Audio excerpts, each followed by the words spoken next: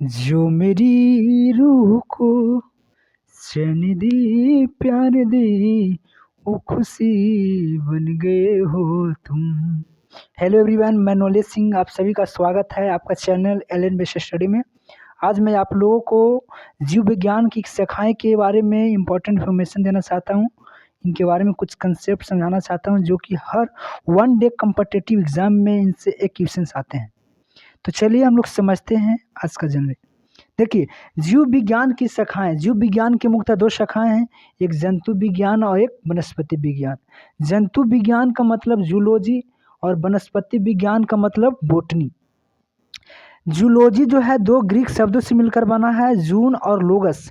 जून का मतलब होता है एनिमल्स और लोगस का मतलब होता है स्टडी, यानी कि एनिमल्स के स्टडी को ही हम लोग कहते हैं माय डियर जूलॉजी, यानी विज्ञान की वह शाखा जिसमें हम लोग जंतुओं के बारे में अध्ययन करते हैं, उस जीव विज्ञान की शाखा को जूलॉजी यानी कि जंतु विज्ञान कहते हैं।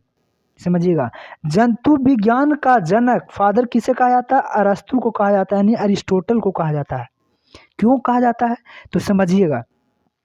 सबसे पहली बार जंतुओं के बारे में अध्ययन करने का दो थॉट्स है ना, सोच है ना, इन्हीं के माइंड में, अरस्तु के ही माइंड में आया था। अरस्तु बाबा जी के नाम माइंड में ही आया था। तो उन्होंने कहा कि मैं एक बुक पब्लिश करूंगा। उस बुक में लगभग 500 एनिमल्स के बारे में उसमें लिखा हुआ रहेगा। उस बुक का नाम था हिस्टोरिका एनिमेलियम। तो उन्होंने एक बुक पब्लिश किया था, उस बुक का नाम क्या था माय डियर? हिस्टोरिका एनिमेलियम। इस बुक में उन्होंने जंतुओं के बारे में अपना डिटेल लिखा। फादर ऑफ जूलॉजी कहा जाता है अरस्तु को ही, इस कारण से। ठीक है, समझ गए होंगे। और देखिए, सेकंड ब्रांच हमारा है बोटनी यानी वनस्पति विज्ञान। वनस्पति बोटनी जो है एक बोटनी शब्द ग्रीक शब्द से बना है, जिसका मतलब होता है फाइटा या हब, यानी पौधा। ठीक है, बोटनी में हम लोग क्या करते हैं?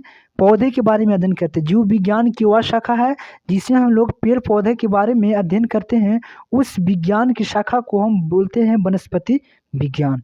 वनस्पति विज्ञान का जनक थियोफ्रेस्टस को कहा जाता है। समझिएगा, थियो जो फ्रेस्टस है ये अरस्तु का एक चेला है। समझते हैं, चेला, हाँ, गुरु और चेला। ये जो अरस्तु जो है वो गुरु हैं और ये चेला है। जब गुरु जी जानवर पर रिसर्च कर रहे थे तो उनका चेला अपोजिट करता है ना। हर गुरु का एक चेला नालायक निकल ही जाता है। गुरु कुछ और बातों को कहता है और चेला कुछ और बात करता है। तो वही इसमें से हुआ कि वो जानवर पर रिसर्च